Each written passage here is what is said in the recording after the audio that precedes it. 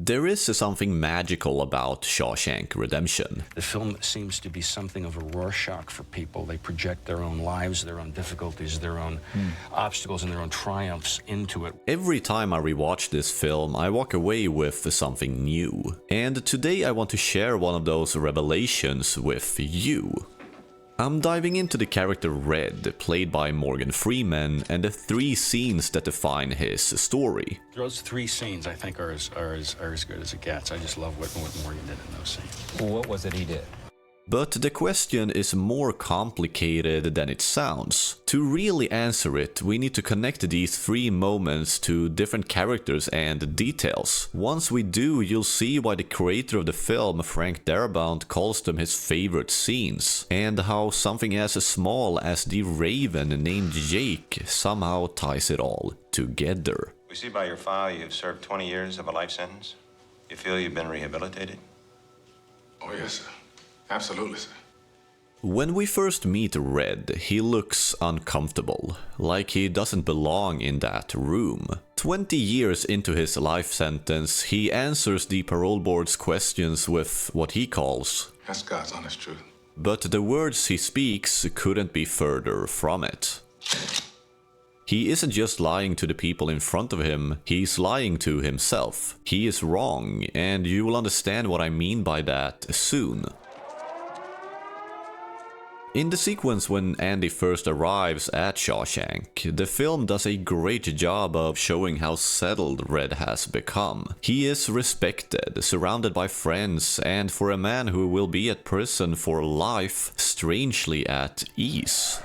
Chubby fat ass there, the 5th one from the front. Put me down for quarter deck. It's actually worth pausing on the poor guy who rolls in on the same bus as Andy. The one who completely loses it and breaks down in tears. This is for 2 reasons. The first one is more of a silly trivia, because in the credits he's literally listed as Fat Ass. He doesn't have a name. I don't belong here. I want to go home. And it's fat ass by a nose. Yes, it's actually true. However, as funny as that detail is, this moment also serves another purpose. It's a harsh introduction to the arbitrary cruelty of prison, and it makes everything feel dangerously real. A reminder of how little control anyone has in this place. If I hear so much as a mouse fart in here the rest of the night, I swear by God and Sonny Jesus, you will all visit the infirmary. Between Red's first and second parole scene, the film's opening 60 minutes really focuses on 3 main things. 1, like I already mentioned, the harshness of prison life. 2, Andy and how his mindset begins to affect everyone around him. And 3, Brooks, whose story gives us a painful perspective on life behind the bars. It's the only way they let me stay. If we examine the first subject more carefully, you could say that Dufresne's humanity is tested again and again. Boggs and his crew descend on him like wolves, and he nor the likes of Red can't really do anything about it. Ain't you gonna scream? In retrospect, once we know for certain that Andy is innocent, it becomes almost unbearable to watch. I do believe those first 2 years were the worst for him. And I also believe if things had gone on that way, this place would have got the best of him. This leads to the second point, the way this unorthodox man brings life into a place that had almost none. Through Andy, even after he's endured more than 2 years of hell, Red and us watching get to witness acts of quiet, selfless kindness. I think a man working outdoors feels more like a man if you can have a bottle of suds. We get brilliant scenes like the rooftop beers, and the moment the music floods the prison. These actions by Andy makes something unmistakably clear. There is a world beyond these walls, and for a brief moment, everyone can feel it. I am warning you, Dufresne. Turn that off! The moment where he locks himself in the warden's office and plays music and knows he's going to get punished. I think he just needs to feel alive. Hey, want a cold one, Andy? No, thanks. Gave up drinking. And you just need to burst out of it and feel alive, to get a beer on the roof. Yeah. Or the goals are simple. However, these glimpses of a normal life raises another important question. What happens when you become too afraid to live that newfound life? Which brings us to Brooks and the third point. So put the knife down. Brooks, look at me. Put the knife down. 50 years. This is all he knows. In here, he's an important man. He's an educated man. Outside, he's nothing.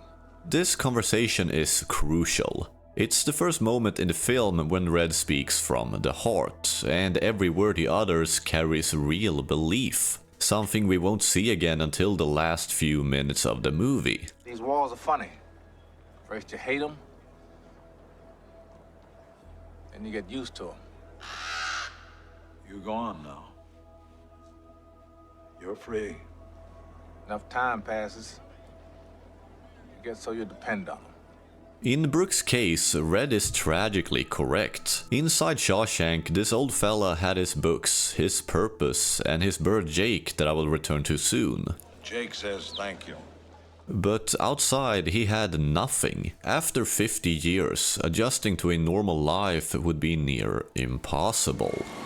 Dear fellas, I can't believe how fast things move on the outside. The world went and got itself in a big damn hurry. My favorite character in the whole piece, though, is James Whitmore as Brooks. He was a national treasure, and I miss him still.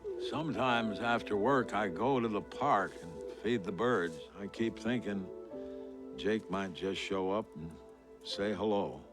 The scenes with Brooks trying to get used to an everyday life are some of the most moving cinema I have ever experienced. It breaks my heart every time and illustrates exactly what it means to pay the price for being an institutionalized man. I doubt they'll kick up any fuss. Not for an old crook like me. He should have died in here. The horrible and sad actions of Brooks hardens Red's mindset even more, reinforcing his belief that there is no point in hoping for a life beyond these walls. It's better to just exist. Hope can drive a man insane. It's got no use on the inside. You better get used to that idea. You're in here for life. You're in here for life. Hoping you'll get out is a waste of time. Total waste of time. Like Brooks did.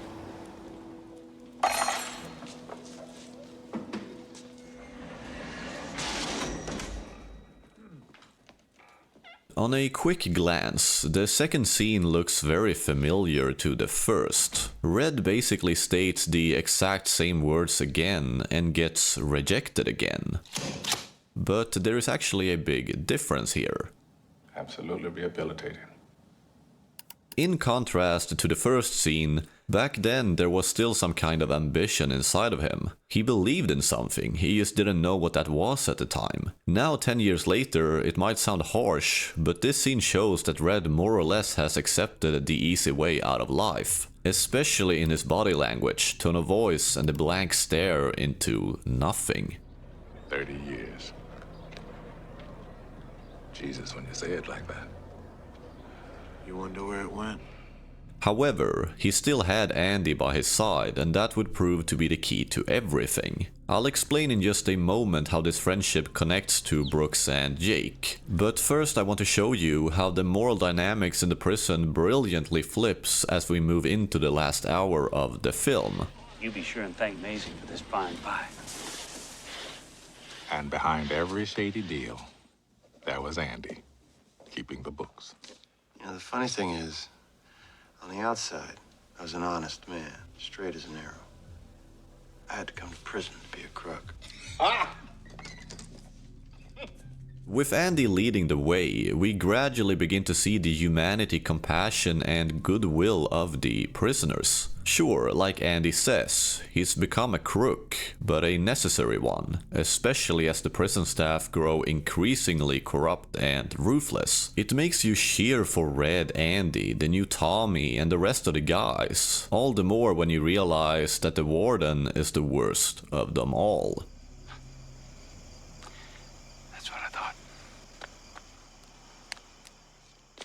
In reality, this isn't complicated or groundbreaking storytelling.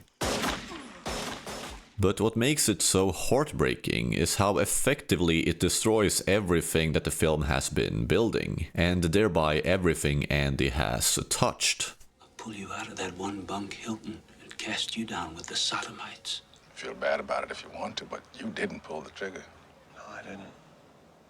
Somebody else did. And I wound up in here.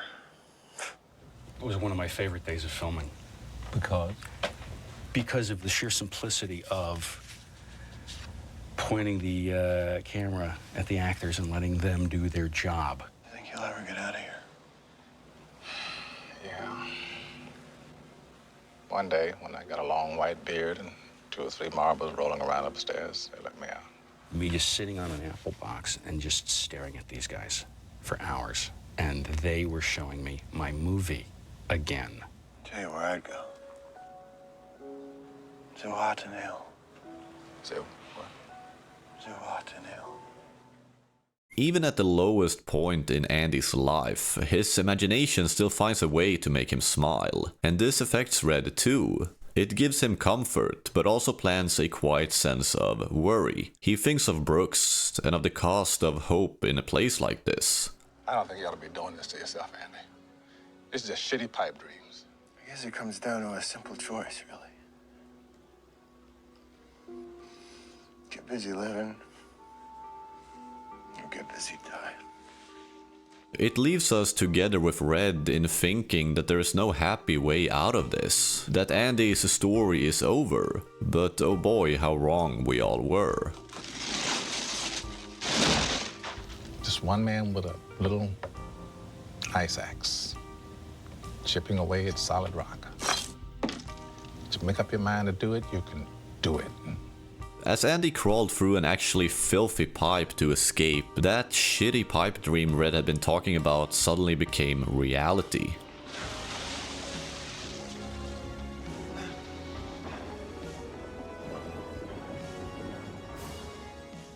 The shot of him standing in the rain has been cemented in cinema history, and the consequences of one man's actions extend further than anyone could have imagined, which leads us directly to the third scene.